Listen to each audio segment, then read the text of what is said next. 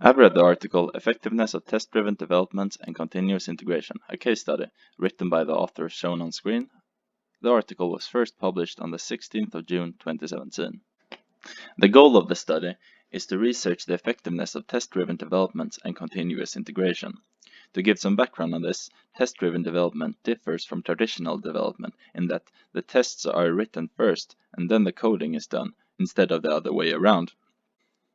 As for continuous integration, this means that every time code is integrated into the repository, a series of automated tests is run to ensure that no new bugs has been introduced.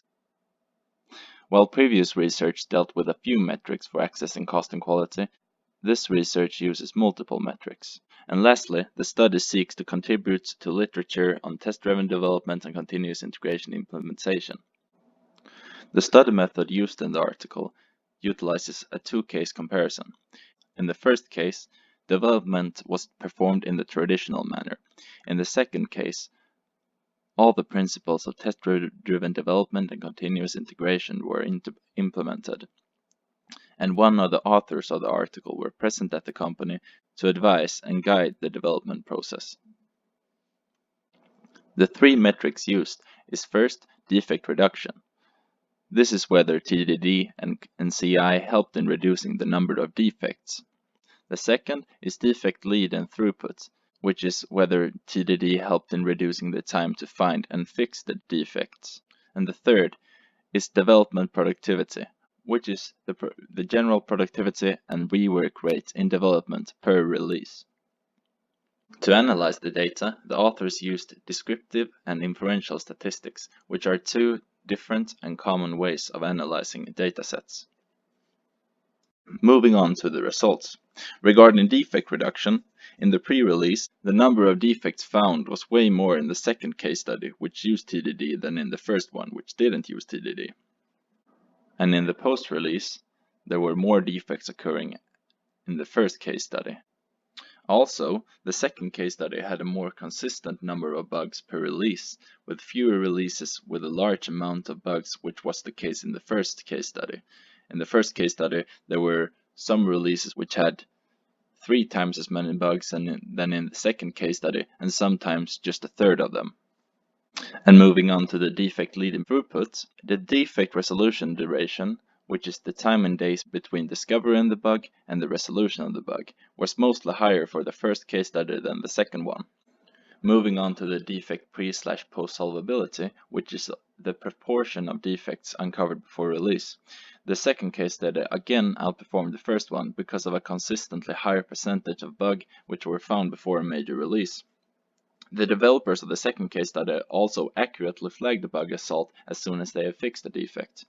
However, there were instances where the amount of code was very large in the first case study for the same number of man days.